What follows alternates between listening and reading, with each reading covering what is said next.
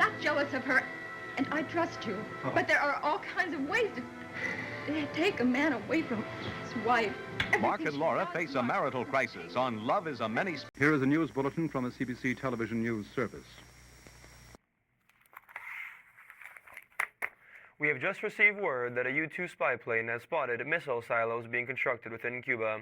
This poses a serious threat to our great nation, as Cuba is only 90 miles away from these United States. However, this should come as no surprise, given that Cuba has been strengthening its ties to the greatest threat to our democracy, the Soviet Union. For those of you at home unsure of how Cuba has become afflicted by the red scourge of communism, it should be known that the dictator Fidel Castro originally took power in 1959, at which point the U.S. Decided to cut off all diplomatic relations.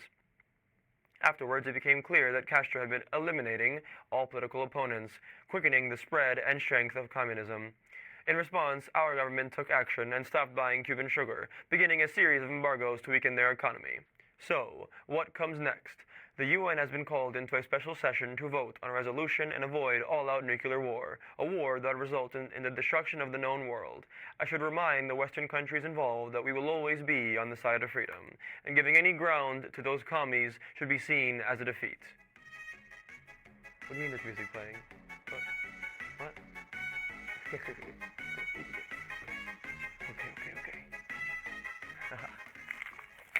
Hello, comrades. I am here to bring you the real news regarding the West's recent discovery of Soviet missiles within the wonderful communist nation of Cuba.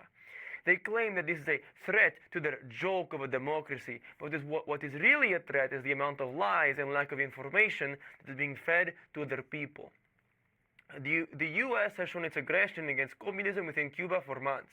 In 1961, they secretly trained Cuban exiles and ordered them to invade Cuba in the so-called Bay of Pigs invasion. I think this is a great name for it, given that it was the capitalist pigs who organized this terrible excuse for invasion and ultimately failed.